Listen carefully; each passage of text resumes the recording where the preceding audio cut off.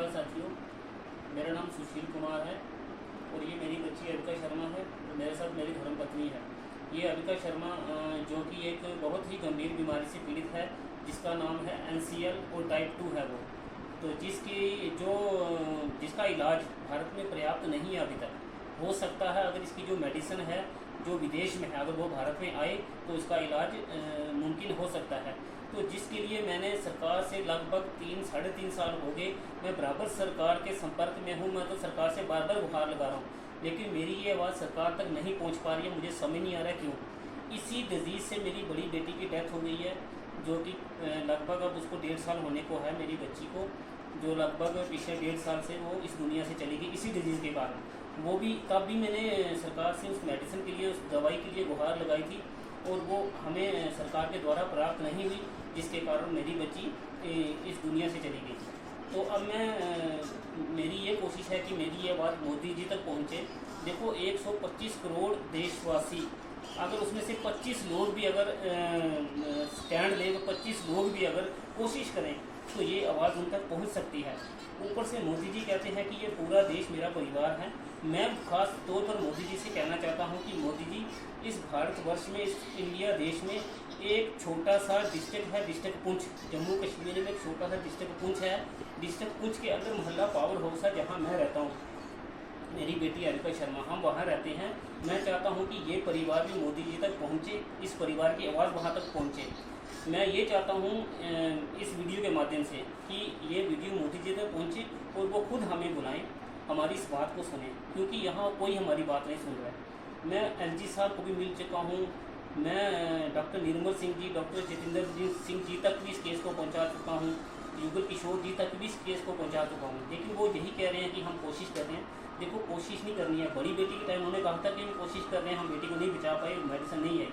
यही बात मेरे साथ, यही बार बार मेरे साथ धोखा हो रहा है कि हम कार्रवाई कर रहे हैं लेकिन कुछ नहीं हो रहा है। मैं चाहता हूँ कि मेरी ये बात मोदी जी तक पहुँचे और मोदी जी इस पर संज्ञान लें कि क्यों, अगर मोदी जी चाहते हैं कि एक स्लोगन देते हैं कि बेटी बचाओ बेटी पढ़ाओ, वैसे भी मोदी जी बच्चियों से बहुत प्यार करते हैं, फिर ये नन्ही सी बच्ची मोदी जी को क्यों नहीं नजर आ रही है। ये बच्ची भी जीना चाहती है, क्योंकि ये बड़ी बहन को तो खो चुकी है, हम इसकी बड़ी बहन को खो चुके हैं।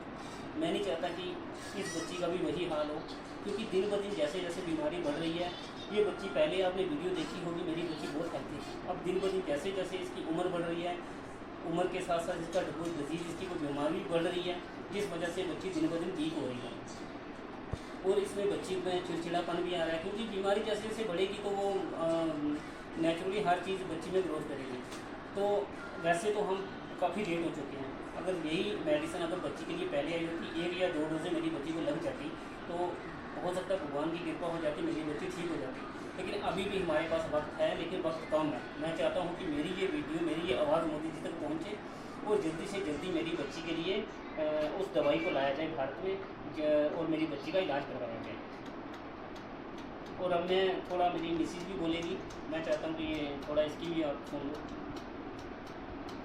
नमस्कार, ये मेरी बेटी है अविका शर्मा, जो एक बीमारी से पीड़ित है।